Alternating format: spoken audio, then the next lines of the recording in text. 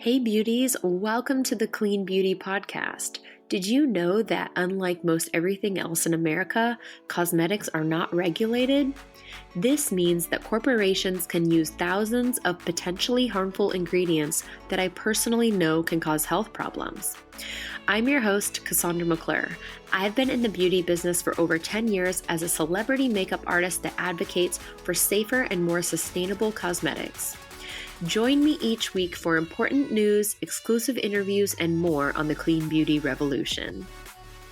Those friendships and love in my own life, and really feeling like I was trying, but not trusting in myself, not trusting in God to guide me in the right direction. And I lost sight of what was important. A lot of times I got frustrated really easily. I would kind of have outbursts when I was frustrated with people that were actually trying to help me. So I would end up pushing them away. So I wanted to share some of the things that I have done to kind of change my mindset. And, really it goes back to the bigger picture and to have a really happy relationship, a happy life, a fulfilled and honest life. I feel like it starts with attitude.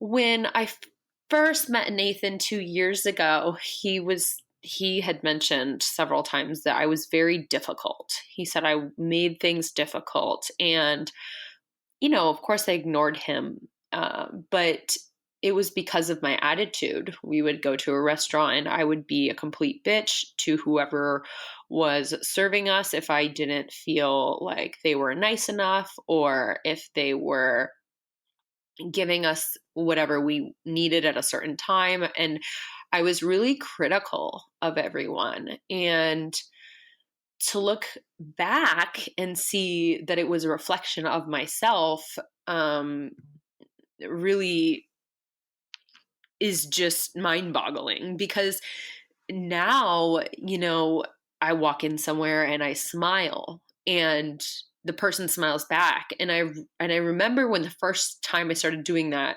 and those things started happening, I was like, oh my gosh, like it's like a mirror, it's a mirror of me. And I did not have a clean mind. My mind was distorted. Before that, I just didn't have trust in people.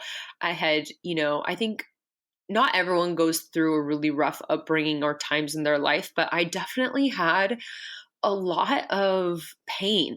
And I think just, the things that I did got me in certain situations, and I was just so unhappy. And I just didn't trust anyone because I wasn't around the best people. And so attitude inflicts character, and character can change your destiny. So my attitude really did start changing, and I started to see everything else change. And once I started having a good attitude, I knew that I had to take time to fix my attitude when it wasn't positive. If something wasn't going my way, I had to smile through it. I had to literally clench my teeth. And it was hard a lot of times. Having a good attitude when you go to bed, I would go to bed angry, sometimes crying and upset. And that's where depression can come in for some of us. Luckily, I have not suffered from major depression, but there are some days where I don't even want to get out of bed, and that hurts, So making sure that you're going to bed in a good, clear mind is, I think, really important. And it's really helped me to write things out before I go to bed, write out my goals, write down the things that I had done for the day. So sometimes, like, I'll go through the day and I'll do like a million little things.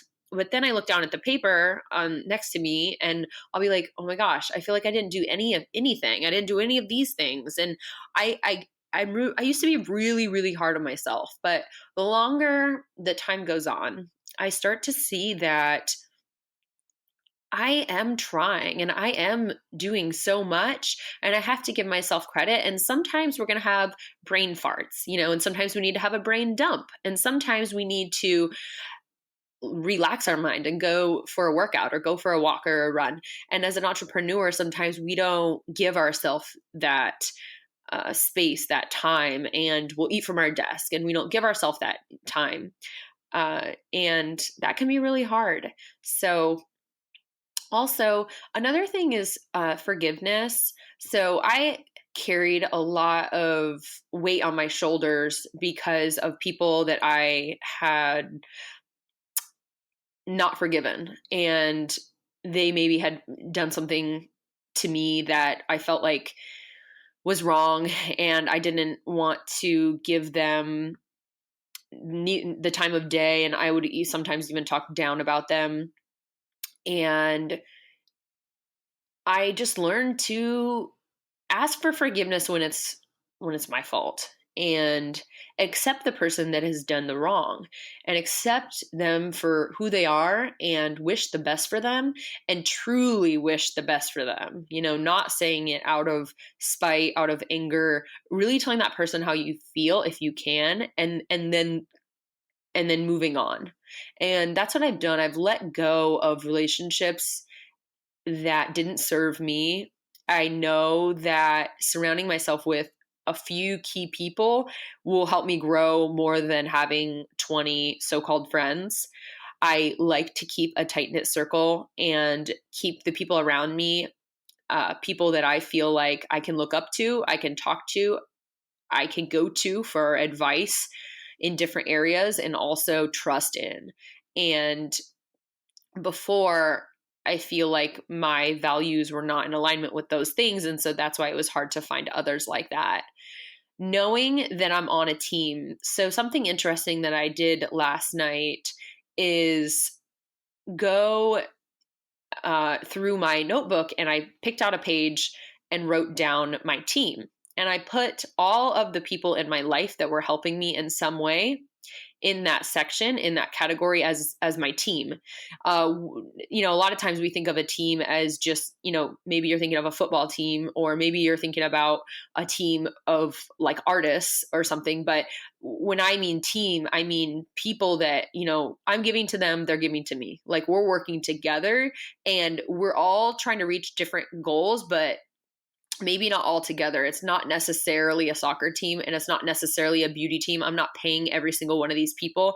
These are just people in my life that maybe are mentoring me. Maybe I'm paying one of them as my publicist. Maybe someone else is doing some work for me just out of the kindness of their heart. And then I also want to be giving back to someone.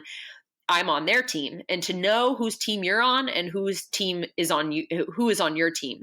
I feel like that's really, really important. And strategizing and actually writing those names down, writing down what they're doing for you, writing down what you're doing for the other people in your life really gives you a bigger mission and purpose. I really think that giving back has been one of the biggest game changers for me in the past few years. Since I met Nathan and moved to Silicon Valley, I started a chapter called Rising Tide, and it's a community organization that you can start, and there's no money that you make from it. There's no real benefit, except it is what you make it. You could start the chapter and never go to a meeting, never arrange anything, never do any outreach, but really it just literally just going back to knowing that you're on a team.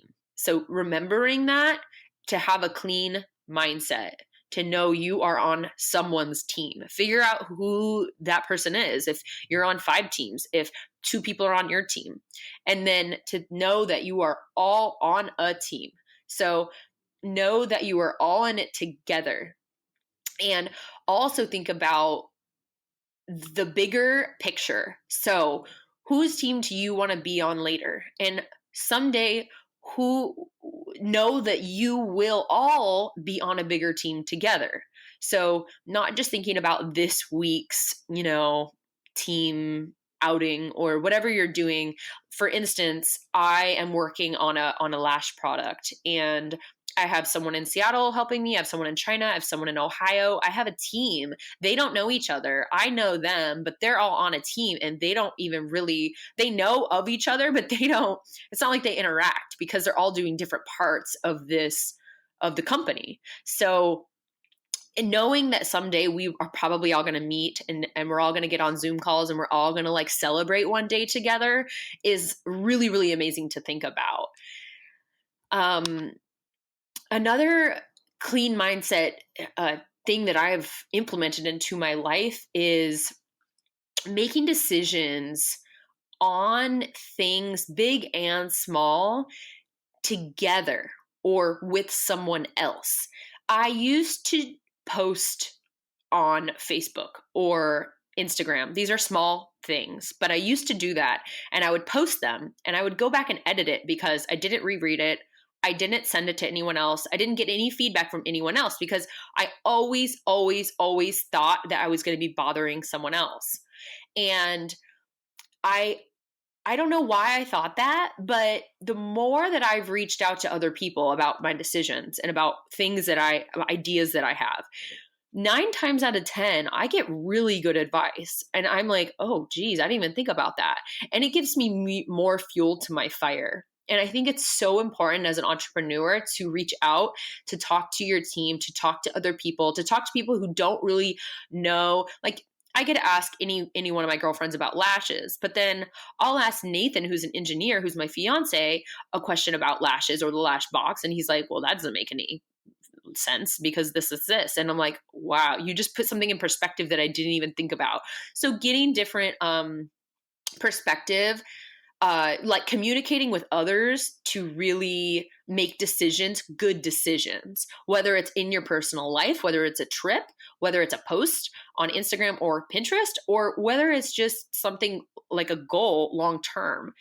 Another thing that relating to decisions that you might want to think about is when you are thinking about starting something new. Are you, like, let's say you wanted to start a new, you wanted to open a bridal shop, right? And you wanted to have everyone come in and like have makeup done, and you like dream about this, like, all these brides coming in, walking through your door and doing a shop. Is that something that you would want to do in your own home? Like, do you already love when people come to you to get the services done? Um, Thinking about, is it something like, even though it's new, is it something that really is in alignment with everything in your life? Like, is it something that you do currently or you've already done, or is it completely new? I mean, it's okay sometimes, but is it something that really makes sense? And I will throw out some of the ideas that I've had. I wanted to create my own makeup line. But the deeper and deeper I got, I was looking at private labeling, and I was starting to be like, oh, this isn't, I'm not a chemist. I don't really want to spend time in a lab to make my own product. I don't think I have the influence to really sell X amount, 10 million tubes of this certain lipstick. Like, and do I really wear lipstick that much, right? Like, maybe lip gloss. So then I had to niche it down and be like, okay, what do I really want? What do I really want to do? And the more that I dug and like looked into this dream of having my own makeup line, the more I realized that it didn't align with anything that I wanted to do. And so even though I love makeup, and a lot of us might think like you want to do something makeup related, it doesn't always make sense to do that. Like, podcasting has nothing to do with makeup, but for me, it made a lot of sense because I feel like I have a lot of things to share. I have a lot of knowledge and I have a lot of wisdom over the course of my lifetime in this industry, and a lot of stories that I can share. So I decided that podcasting might be good for me, and I decided to give it a shot. So that's on making decisions. My next point is that it's around money. And money is a touchy subject for some people, but not for me. I've always, always, always had a really good relationship with money. But the problem was I never kept track of it. And so I thought that it was fine because I always had it. But that's not good. I didn't save. I didn't put funds away for a rainy day.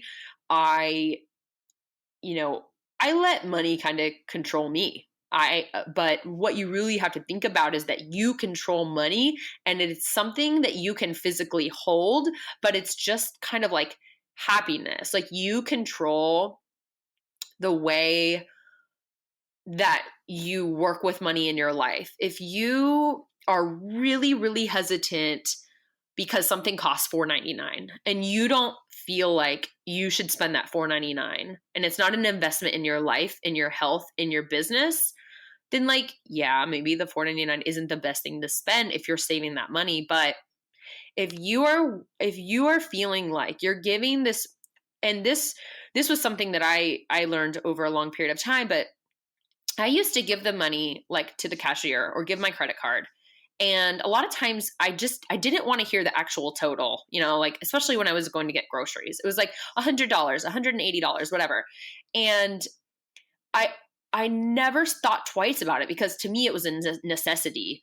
And I know a lot of people like really budget for like how much they can spend at a supermarket, but I never wanted to be one of those people, and so I overcame that. Now my challenge is walking into like Neiman Marcus or Chanel and saying, "Oh, this is, like I'm forced to look at price tags because I know how expensive some things can be in those places." And so, but controlling the money now is I have much more control over it because I actually think about it. I plan for it. I plan for my trips way ahead of time. I'm really good with letting someone else take over my finances.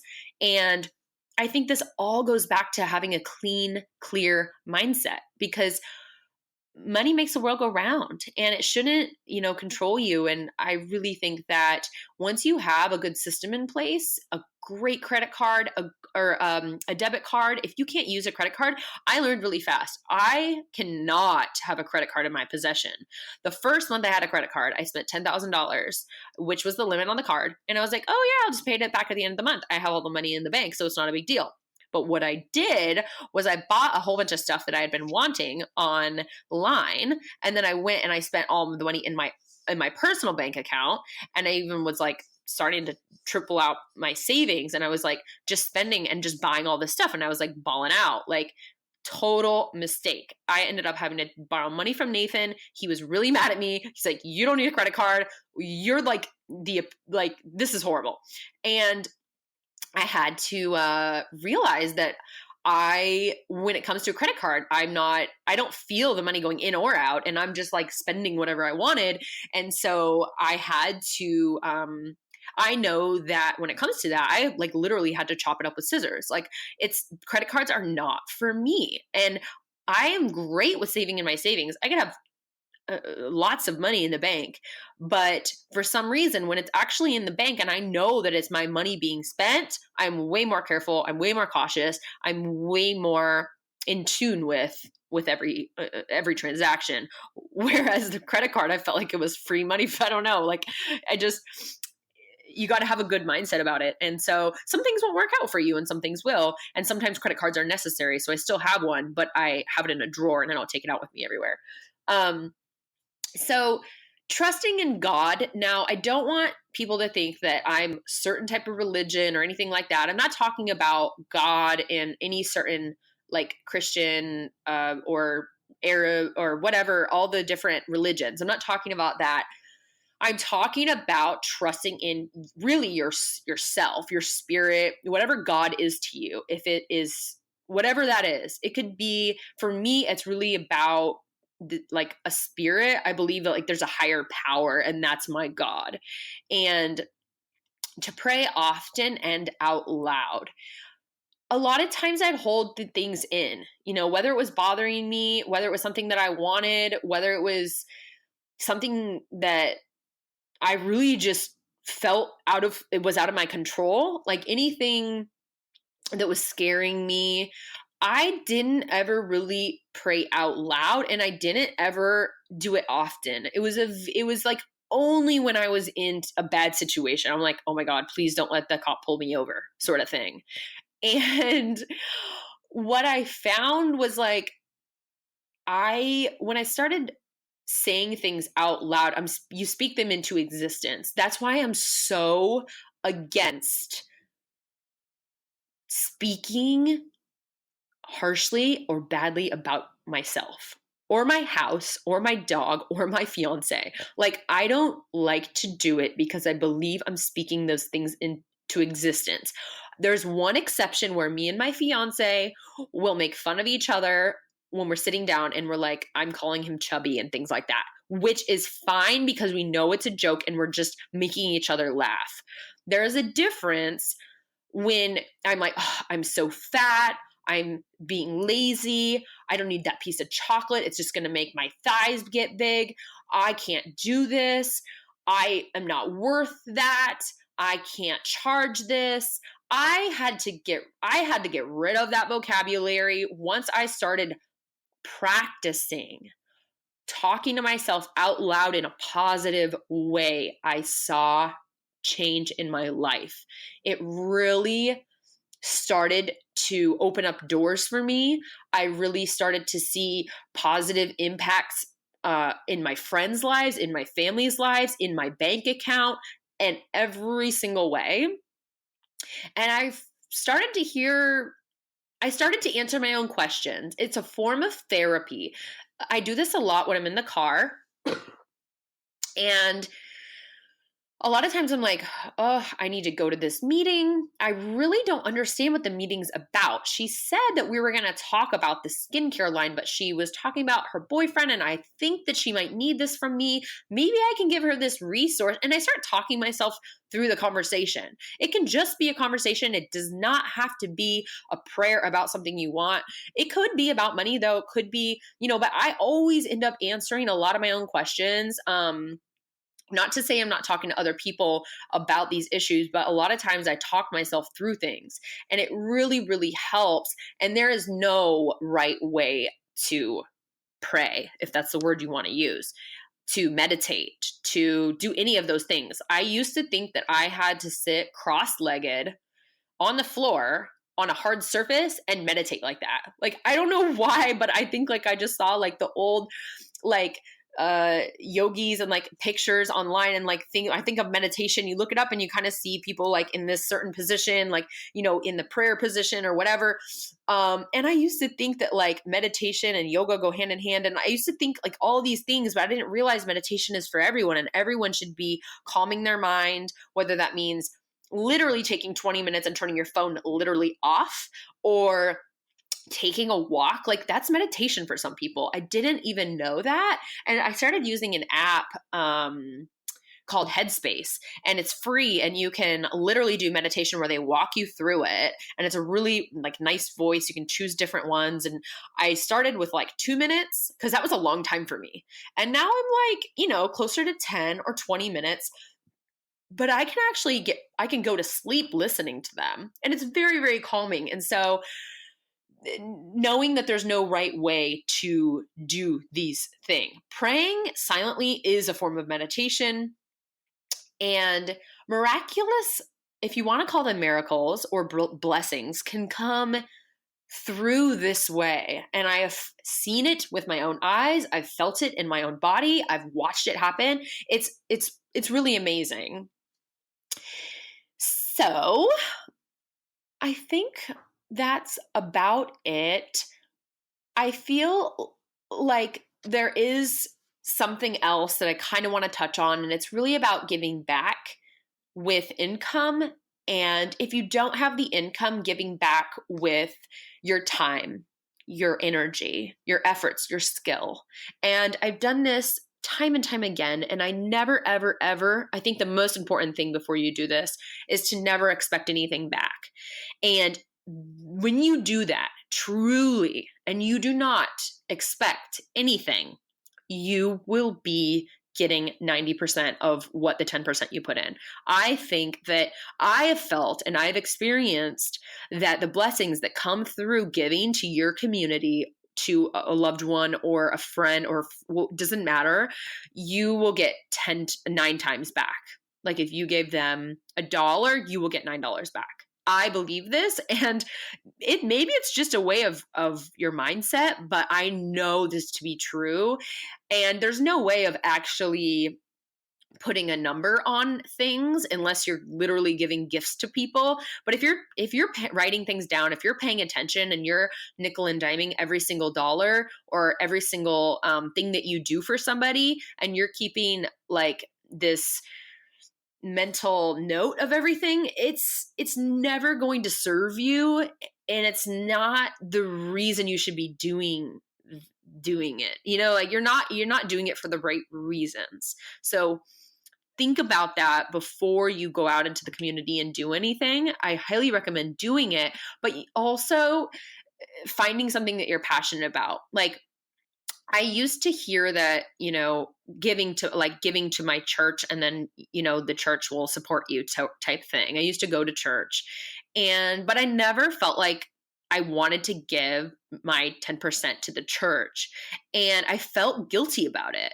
But I realized that it was because I wanted to give my 10% in a different way. I would rather volunteer and help and mentor someone else than give my money. And that's okay. There's different forms of giving, and that's totally fine, especially if you are an artisan, a maker, a crafter, a builder like I am. You could build something, you can create something, or you could offer a service to the community instead of giving money.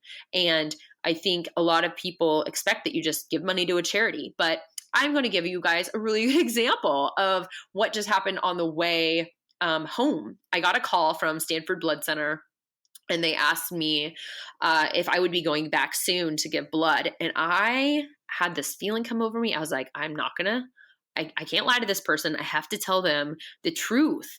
And I felt so empowered by doing this, but I was like, hi, thank you so much for calling. Really happy that I gave blood last July. But I had a really bad experience.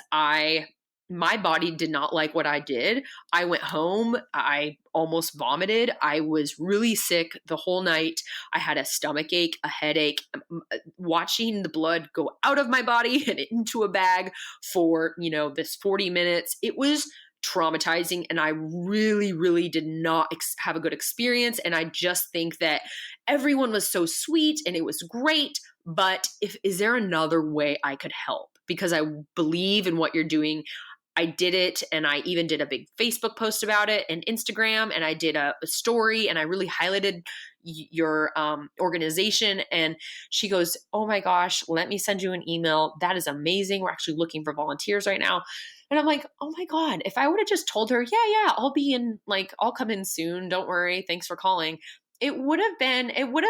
First off, it would have been wrong. Secondly, nobody would have benefited from that conversation. And third, now I'm on a different, she was like, so I'll just take you off the call list because if you're never going to come back in, like, we don't want to bother you. And I was like, see, if I would have just told her that I was going to come back, I would be getting these calls who knows how many times for the rest of my life until I told the truth. And so that's going back to having a clean mindset, having a clean attitude towards anything, whether you think that, she could have been like, oh, well, thanks very much. And yeah, maybe I wouldn't have told the story, but look, I just shared my honest story about them, and then they just got a little bit of podcast time. So I believe everything is what goes around comes around. My mom said that to me growing up a million times.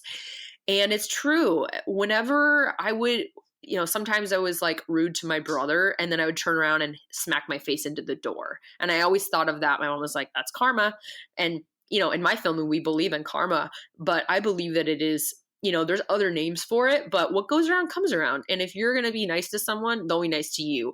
And if you're going to bless someone, you'll be blessed. And I think it's all about your actions, and, the community is what helps you become strong. And so going back to the beginning, when I was explaining about how I didn't have a lot of close friends, I didn't have a good, strong support system. My family, I felt like, was falling apart. I didn't have a good partner. I didn't even have a best friend. Now I do, because I've given to the community, because I've worked long, hard hours for free for friends, helping them, whether it was building a website, helping them with social media, writing emails for people. And now I have people on my team who are doing that for me, for my business. It all goes full circle. And I never expected anyone to do any of those things or ever even offer to help me. So it's having faith that you will get through it. And I think one other thing to kind of wrap this up about a clean mindset is really not being overwhelmed. I think that writing out your goals for the day, for the week, for the month, and then like a 90-day, and then of course you can do the year and the 2-year and the 5-year. For me, 5 years don't work. I don't even like doing 2-year. I like working in small incremental pieces that I know that is achievable, right? And yes, I have like a 5 and 10-year plan with like, okay, I want kids, I want, to be an old woman. But I don't, when it comes to business, it's changing all the time. If I was to say, oh, I, really want my blog to take off, and then like a new platform came out, but I was so committed to the blog that I ignored the other new platform. It's all about being open-minded for me. And I've pivoted a lot in my business. And I've found that pivoting has helped me grow. Sometimes, when I met Nathan, he said pivoting was my greatest weakness and my worst strength. And it's true. But because he told me that so many times, because he he went to work when we first started dating, and I'm not gonna lie, I moved to Palo Alto. I didn't know what I was gonna do. And I was like, okay, I'm going to get into real estate. There's like a really good market here. Let me get into real estate. Let me take some classes and some books. I got like $500 in real estate books, or however much, like 300 or whatever it costed. Got all these books. He bought me a notebook. He was so sweet. He like went to the store. He's like, here's some pens and some notebook. Like, I want you to be able to study and all this stuff. And then like 2 weeks later, he's like quizzing me. We're using flashcards. I'm like learning all the terminology. I'm like one book in. I'm like listening to all these things, and but I was just thinking of, how am I going to survive living in Palo Alto, paying rent to like date this guy? And my beauty business is not taking off because I don't have clients here, and I don't know how I'm going to make money, and blah, blah, blah. So, within a month, I had all the books in a box, and they were ready to go. Like, they were already under my bed, and I was like, they need to go outside. I need to throw them away. But I didn't. They were under my bed for like 2 months, and then I finally gave them away because I was holding on to that. I was thinking, oh, maybe I need to do that. Maybe I'm making a mistake, blah, blah, blah. But he's like, you're so quick to jump on things, but you tried it. You gave it an honest shot, and you hated it. And that's your strength in this situation. But, you tried YouTube for a week and you were like annoyed, but I always keep going back to it. And so pivoting has been really, really, I didn't really know what it was called. I wasn't saying, oh, I'm pivoting my business this month. Nathan just kind of, let me know like, hey, you've been, you do this, and you've pivoted. But what I'm trying to say is that it's okay to feel overwhelmed. It's okay to change what you're doing. And doing a 5-year plan sometimes actually doesn't make sense for a lot of businesses, especially as an entrepreneur. Like, I didn't know last year that I was going to implement Pinterest and have 100,000 viewers a month on my page and get a bunch of business from it. Like, I would have never even known to write that down. I didn't know that was going to be a thing. Now the new thing as of literally this week is LinkedIn. LinkedIn is huge and it's blowing up, and I need to get on that. And so I'm creating a plan with my mentor to do that. And it's about being open. The conversation at lunch today with all 5 girls was about how Facebook is basically done. Like, the Facebook groups are not, no one's getting notifications, or whatever's happening with the algorithms right now. People are not happy with it, and we need to move on to bigger, better things. And LinkedIn came up, and I agreed. I said, I just saw Gary Vee's seminar about it. I'm like, I'm on board. I'm already there. And I love being ahead of the game like that, because it is the next platform for all things. I think it is really, really great. And maybe in 5 years, LinkedIn will be gone and it'll be something else. And it always usually is. Like, look at MySpace and Facebook and everything like that. So going back through everything, just a little refresh of everything we just went over about having a clean mindset and an attitude. Attitude is everything. It is great to have a good attitude, and you need time to fix things when you don't have a great attitude. Never go to bed angry. Always ask for forgiveness and accept the person that has done wrong.